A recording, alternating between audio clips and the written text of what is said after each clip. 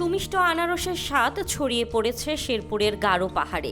দেশের উত্তর সীমান্তবর্তী জেলা শেরপুরের গারো পাহাড়ে রসালো আনারসের পরীক্ষামূলক চাষাবাদ সফল হওয়ার পর বাণিজ্যিকভাবে চলছে আনারস চাষ। ধান চাষের পাশাপাশি এরকম ফল চাষ করেও কৃষকরা হতে পারবে স্বাবলম্বী। সীমান্তবর্তী জেলা শেরপুরের গারো পাহাড়ে বাণিজ্যিকভাবে আনারস চাষে লাভবান হচ্ছেন চাষিরা।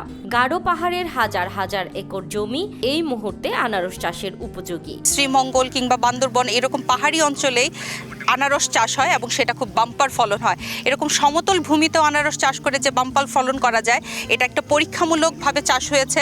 এই চাষটা যদি আমরা প্রশাসনিকভাবে সহযোগিতা করি, প্রতি বছর যদি করা যায়, তাহলে আমি মনে করব যে আমাদের শেরপুর কৃষি ক্ষেত্রে আরও এগিয়ে যাবে। প্রথম দিকে চাষিরা শঙ্কায় থাকলেও ফলন ভালো হওয়ায় এবং স্বাদে সুমিষ্ট হওয়ায় শঙ্কা কাটিয়ে আশায় বুক বাঁধছেন তারা।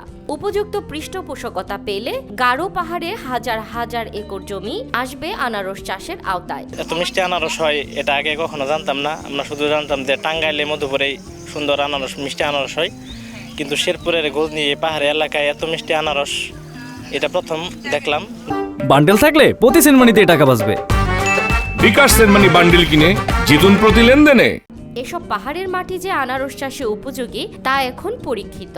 স্থানীয় আনারস চাষিরা জানান, মধুপুর জাতের আনারসের ভালো ফলন হয় এখানকার জমিতে। টাঙ্গাইল থেকে বীজ আনছি, গতবার 50% জমি লাগাইছিলাম, ওন থেকে আমি 20-50 হাজার লাভবান হয়েছে। আবার এবার বেশি আমি 1 একর চারা লাগাইছি। চারা এখানে আমার 1.5 লক্ষ যেমন খরচ গেছে, খরচ যাওয়ার পরেও আমার 1.5 লাখ লাভবান হবে। এবারের ফলন দেখে স্থানীয় কৃষকদের আগ্রহ আরও বেড়েছে। আগামী মৌসুমের জন্য চাষের আগ্রহী হচ্ছেন কৃষকেরা। অনেক লাভবান হয়েছে, খেতে আনারস অনেক সুস্বাদু।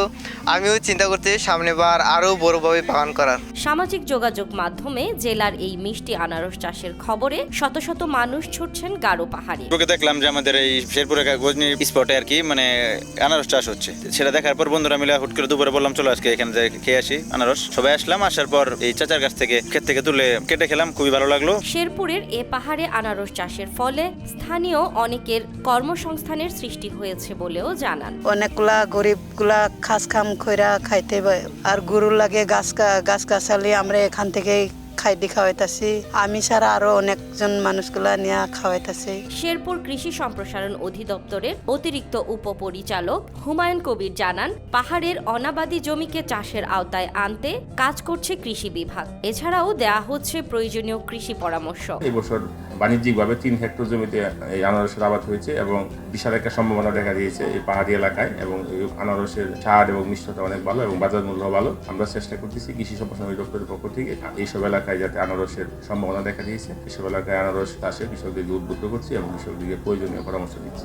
সরকারি পৃষ্ঠপোষকতা পেলে গারো পাহাড়ে আনারসের চাষ করে স্থানীয়দের ভাগ্য বদলের সম্ভাবনা আছে বলেও মনে করেন স্থানীয়রা।